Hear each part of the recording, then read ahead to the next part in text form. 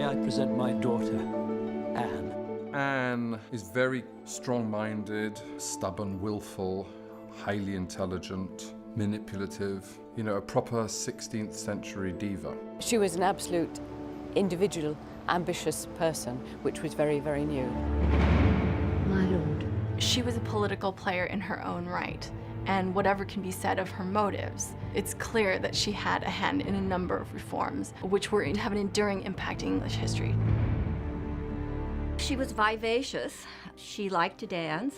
She was well educated by the standards of the day. She grew up at the Habsburg court at Brussels, and then she went to France and spent the next few years at the French court. You will be sent to join the court of the French Queen and stay there until your father has forgiven you.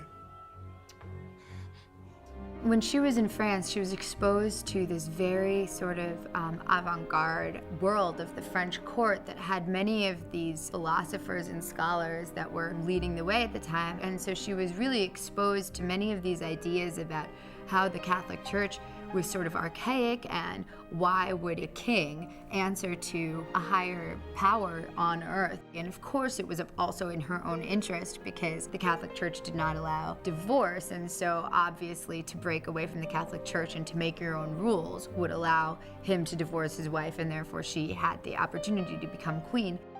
The strength of her will could have only been matched by Henry himself. On the one hand, she was clearly, at one level, a very bad person.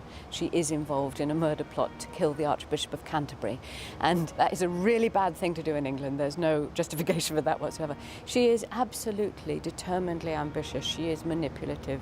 She uses her sexuality absolutely to her own ends. There's a lot about her which one would rightly dislike. On the other hand, she has such courage and she has such determination, and she does in a way win. It is her daughter who becomes our great Elizabeth. So there's so much about her to admire and so much about her to dislike. She was not afraid to exert her influence over king and court. And some say that it was precisely this meddling in matters that determined her fate.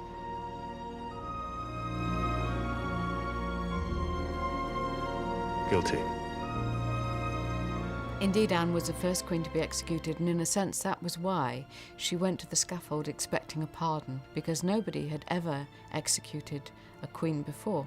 It was an extraordinary experience. Nobody could have predicted it. Nobody expected it even to happen. Even when the death sentence was passed, people expected it to be commuted.